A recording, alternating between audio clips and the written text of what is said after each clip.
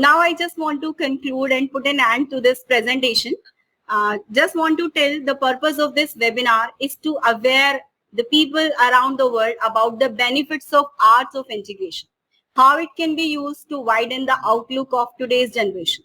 And we are promising you that we will definitely implement this practically in our classes too.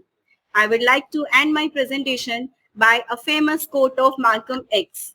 Education is the passport to the future, for tomorrow belongs to those who prepare for it today. Thanks for your kind cooperation. Now I'm handing over the event to Anita Bharti. Thanks Dr. Priyanka Bharti ji and Gulshan ji for making us aware so much about our ancient Indian education system, our ancestry, heritage and culture. As we all are well acquainted and well aware, today we have among us very accomplished personalities from the sphere of education. We would like to request them to grace this event with their insightful experiences. First, I would like to invite Ms. Isabel H. Langtree to share her views on her topic. Ms. Isabel H. Langtree. Hello. Hello. Yeah, ma'am, you are audible. Please go ahead. Okay. Good morning from London. Thank you very much. That was a fascinating study. You are indeed a remarkable country. My name is Isabel Langtree. I'm the principal of Hampstead School of Art. And what we find about integrating art in the curriculum and making it relevant to all children's curriculum at school is the process that we utilize.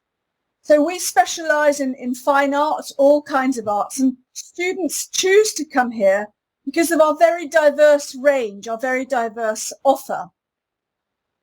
Children benefit in a profound way from the opportunity and experience of being absorbed in what they enjoy learning. Arts enhanced curriculum act as a way to engage students in learning content. What I'm particularly interested in as the principal and an examiner of many years is the sequential development of students' thinking, which applies right across the curriculum base. So whether students want to become doctors or scientists, lawyers or architects, the sequential development of learning, which is founded in research-based thinking, the intellectual side of the application, along with the practical side, is of great interest and common to all our curriculums. If we can go to the first slide, please. I am the principal of the school, but I am also an international sculptor. This serves me very, very well as a way to inspire. This is not about creating impression. This is about encouraging students to ask questions about how artists work, how they can feed into that, and the practical difficulties and the intellectual challenges of being an artist. What you're seeing here is a sculpture that I made in Riyadh. It's a 3-meter marble sculpture. The marble was sourced from Oman. It is a public sculpture in the city of Riyadh.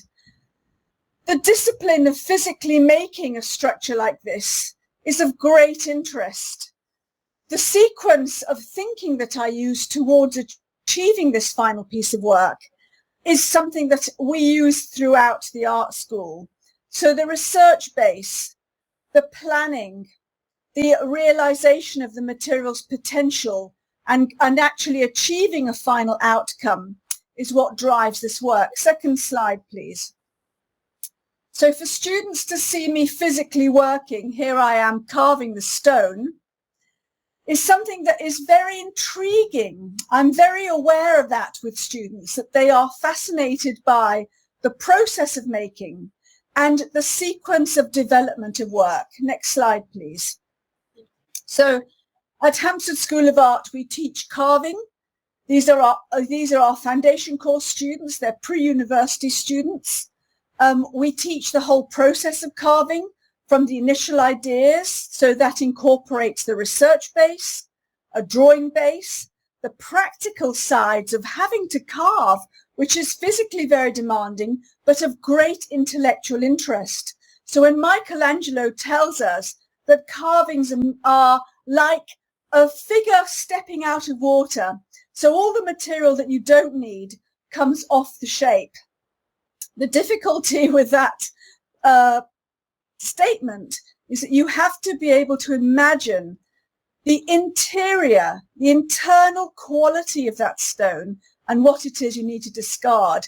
And I very often use examples of your own historical carving when teaching carving with students. Next slide, please.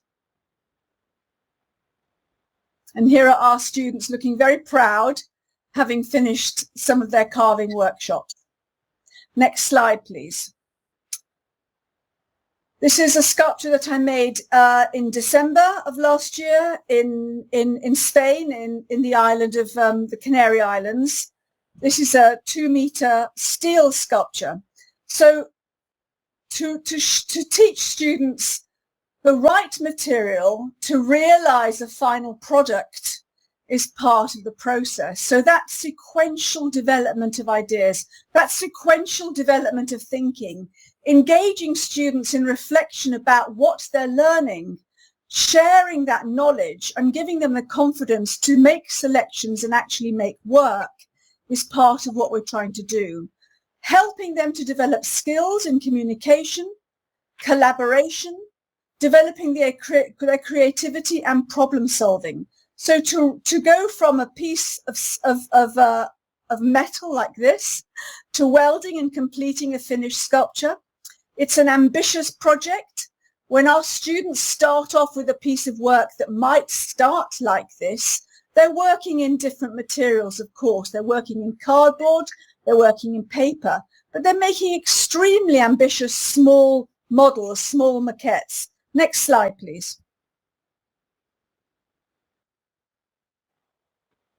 So I always show the process. So here I am lifting a large sheet of steel into position.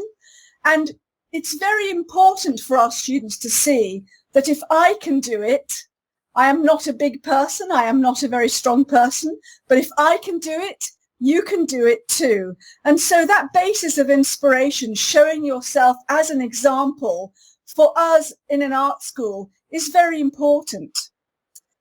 My role plays an important part in enriching young people's learning and their educational practice. Exposure to the arts unlocks potential. It helps us to develop skills in communication, and children benefit in a profound way from the opportunity and experience. Next slide, please. So when our students are preparing their maquettes, these are small pieces. They're made in cardboard for larger work. I always say, be ambitious, utilize all your methodology, utilize your research, sequentially develop your idea. So the sequential development of idea is through stages. You start with your research. As teachers, we set projects. We encourage our students to research. They're going to utilize researches such as the wonderful one you have in your country, museums, books, of course, the internet, and each other. So it's important that we work together. This is the wonderful thing about being post-COVID, is that we can be together, that we can share each other's ideas, that we can share our thinking and help each other to explore what is possible with materials and what is possible through your methodologies. Collaboration. Next slide, please. This is the largest public sculpture that I have made. This was made for the Beijing Olympics almost exactly a year ago. This sculpture is 6 meters by 5 meters tall, and you can see now that it is in a park in Beijing where people have access to it. And it's very important for me to put sculpture, as your monuments are, in the public space for all people to make accessible and utilize in a creative way in their minds, but also in their aspirations. This sculpture is called Bliss. And the Chinese interpreted the word bliss as joy of the family, which is a delightful, and I was very, very happy with that translation. So the final slide, please. And this is me at work in the steel shop. This is where I prepare the maquettes. So you can see that students work in a similar way, but with a different material, preparing maquettes that then make the final piece of work. Just finally to say that the historical context, as you quite rightly pointed out before my speaking, is very important. So to study our history, to learn from it, to get a great understanding of who we are, what we can do and how we can inspire each other, results in deep student understanding. Thank you, everyone. A pleasure to be with you. Very, very nice to meet you all.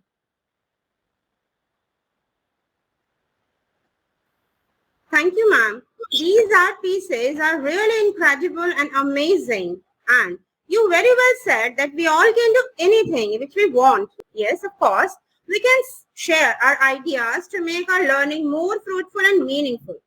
Thank you once again for these beautiful, wise remarks. Thank you, Bhumija, for inviting me to attend today. Thank you very much, Mrs. Abel, for coming here for the webinar. I'm really honored. We are really honored. My pleasure. Thank you so much. Okay.